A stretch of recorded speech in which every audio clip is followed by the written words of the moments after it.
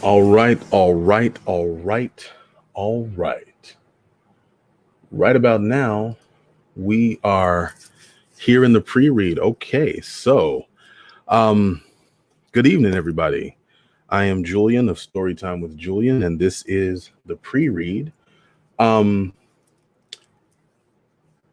Terry Meredith wants to know if she's the only one who's seeing a still.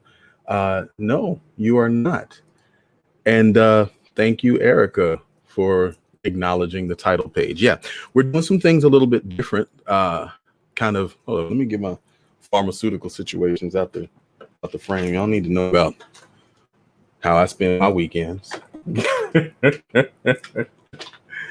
Listen, y'all.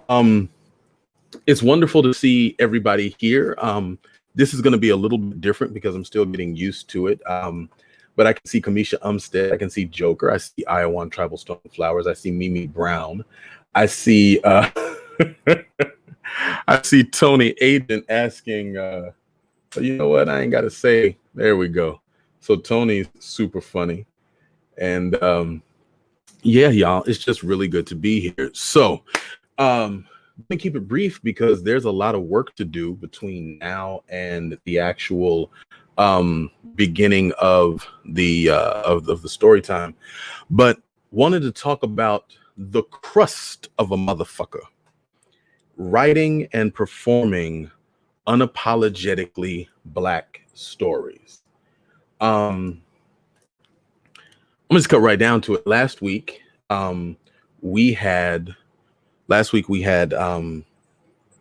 We had an issue. We had a disturbance here at Storytime with Julian, and the issue was that one of the stories that I performed was called Raw Daddy by Victor D. Laval, included a really hurtful, really vulgar, homophobic slur. And because the show operates the way that it does, I do cold reads. I do not read. I forget which camera I'm looking at. I do cold reads. I do not read the material prior to performing it. I will skim it for general themes, but I missed that word. And so, split second deliberation, discomfort, all the thoughts, I performed the word. And one of the members of the audience, not that night, but actually the next morning, was deeply hurt. And for that, I am truly sorry.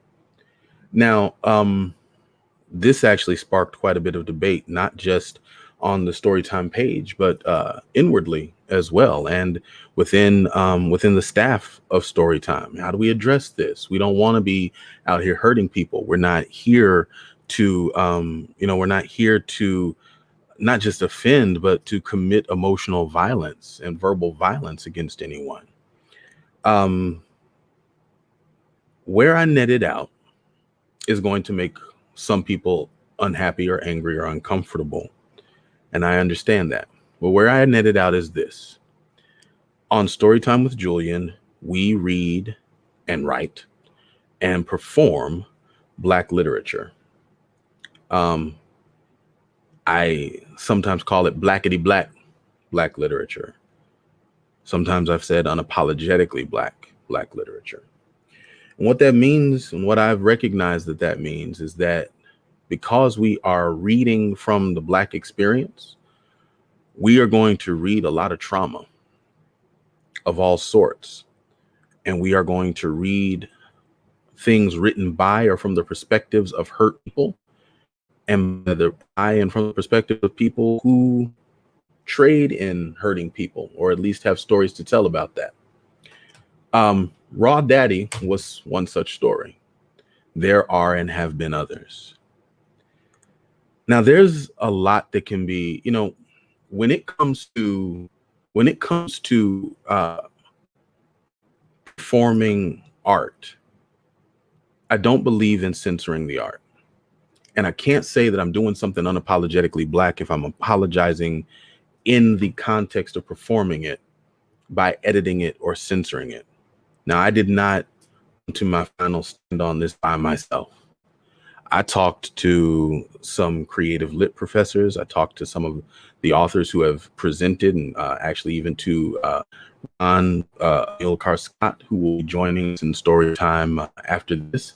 And we talked about what it means to make those choices, to put those words in there, and who has the right and the ownership to it. The work isn't mine to change or edit. I can interpret it, and that's what I do. That's my contribution to the art, is to read it, digest it, interpret it, and present it. That's what I can contribute. I can add nothing to the page. And accordingly, I don't have the right to take away anything from the page. Now, the question now becomes about the page to me. And where do we say who is allowed to put what on the page for whom? And I don't know. I don't have that answer.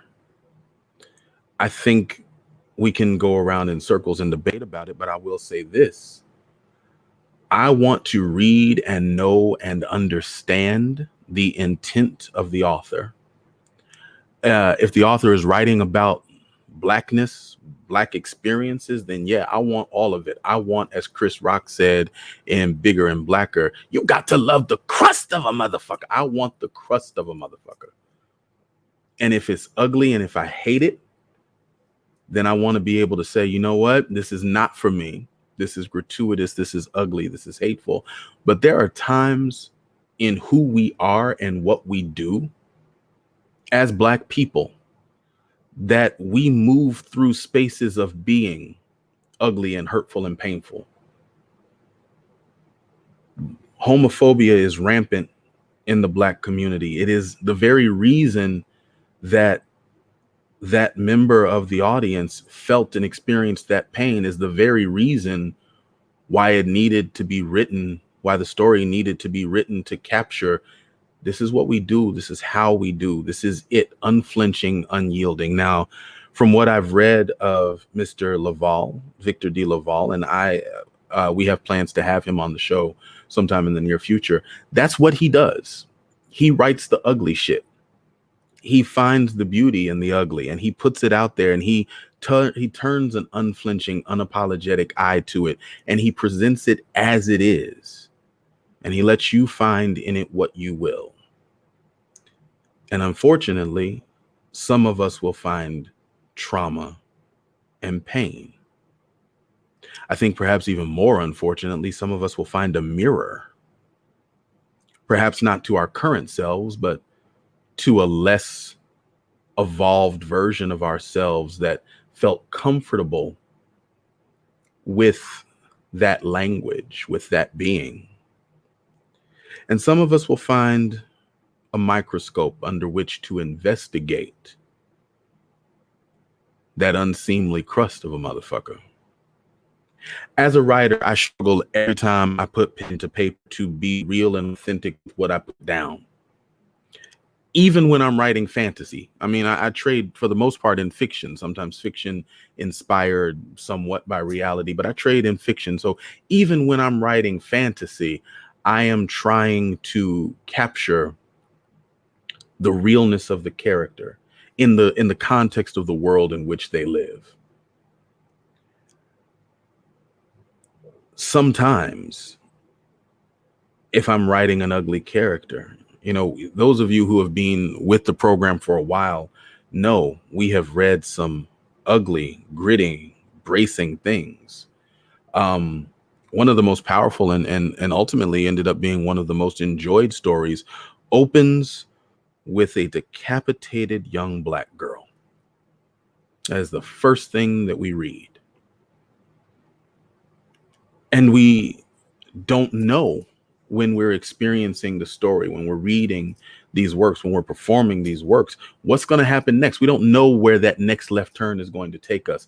My hope when I was reading that story was that there was going to be a sudden hard left into redemption, because Lord knows we read plenty of stories where there were sudden hard lefts into what the fuck just happened land. It didn't go that route. That wasn't the story that author was telling. He saved that redemptive arc for the next story that we read, but it wasn't there, not in Raw Daddy.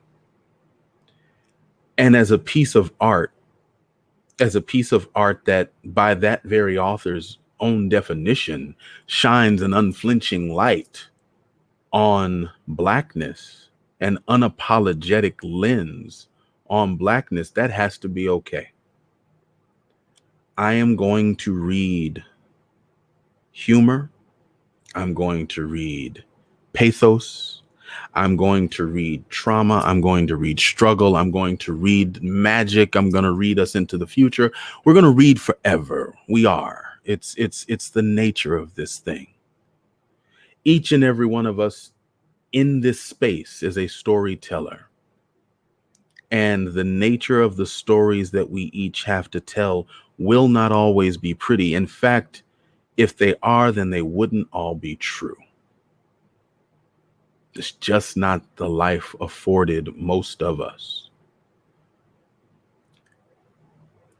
And even if we do come from a space where all we've known has been a charmed life, a life of only the things that made us comfortable, only the things that situated us nicely in the spaces that we wanted to be in. Even if we did have that, how then do we enrich ourselves and grow and learn and develop empathy without hearing and understanding the stories of others, inclusive of the ugliness and the pain and what they have to endure?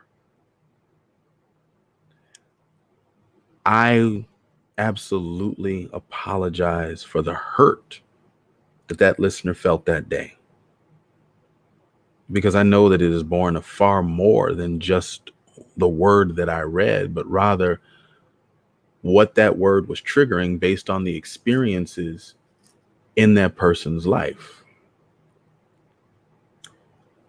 I can't apologize for the author because I didn't write it.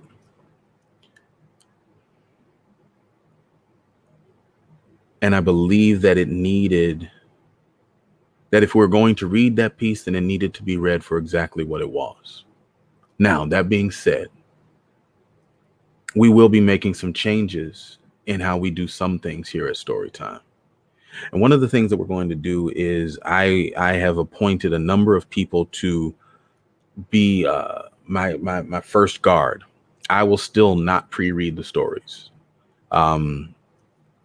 Part of the performance experience is me interpreting and understanding and digesting in real time and presenting it. But we will have a guard of pre-readers to help weed out as much as possible. Now, the thing is, books ain't free.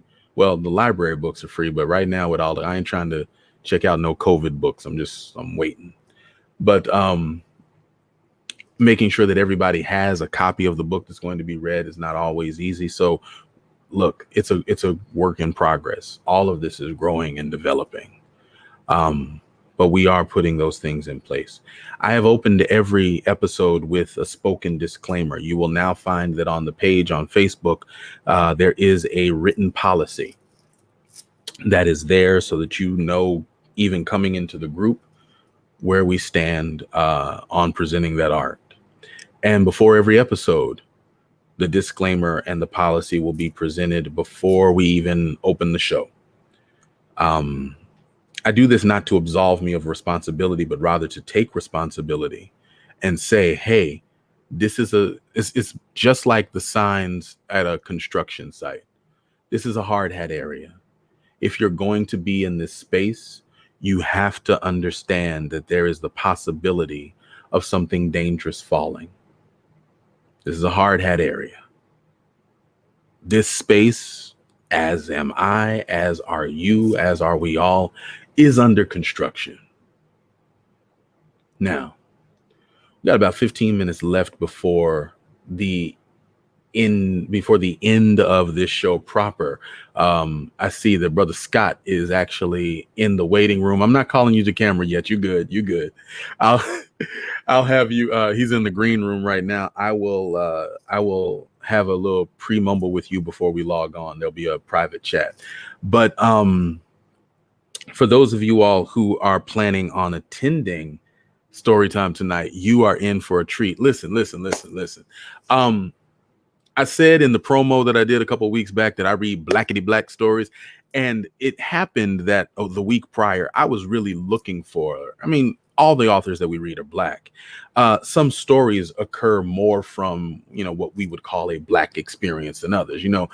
I wanted like a I wanted like a fish and grits. No, I wanted like a fish and spaghetti Black story. You understand what I'm saying? I was looking for one of those.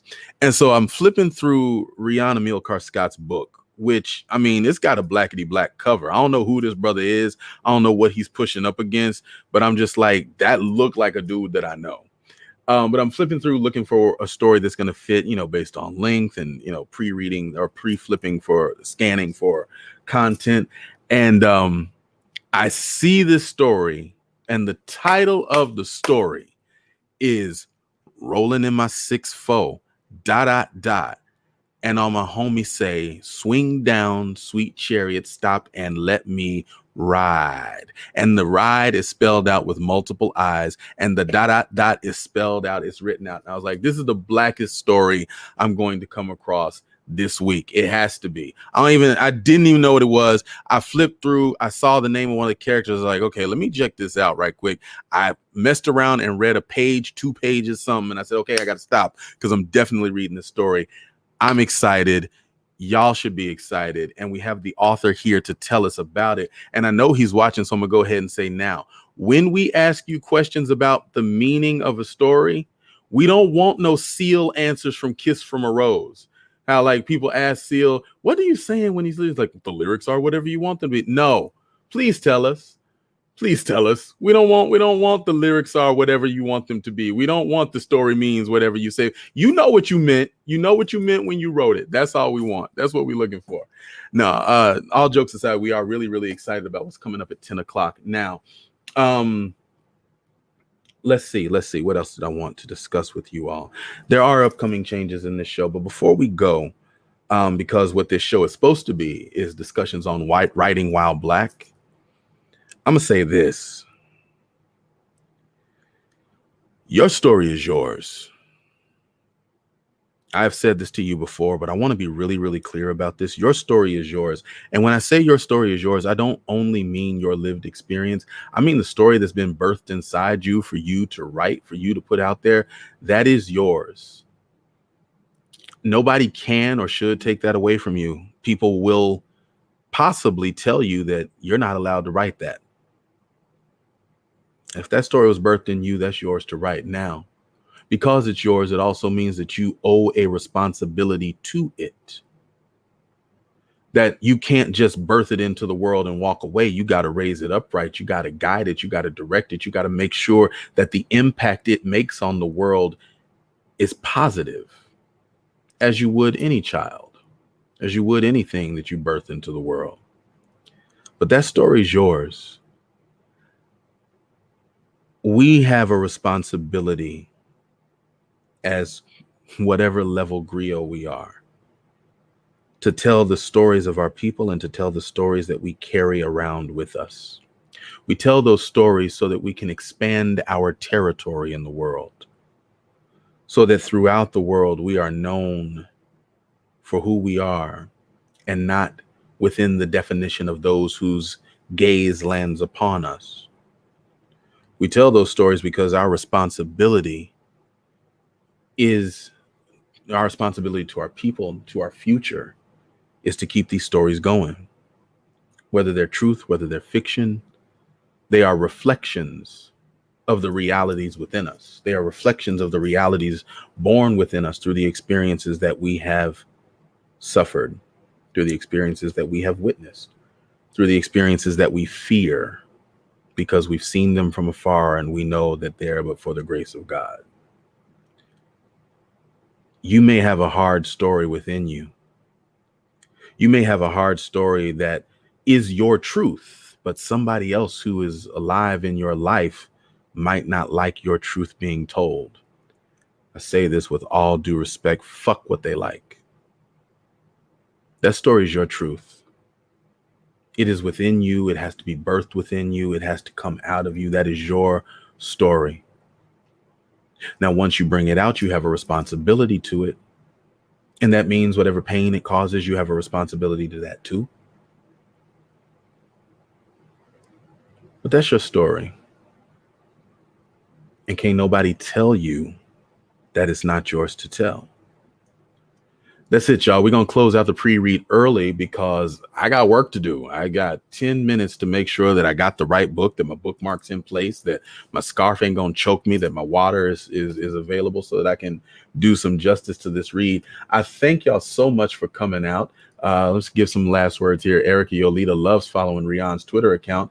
I'm sure that he appreciates that. Angel Monique reminds me that I forgot the hell yeah part of the title, so we will make sure that we address that at the beginning of the read. All right, y'all, it's 9:50. We're going to close out the pre-read for now. Thank you so much.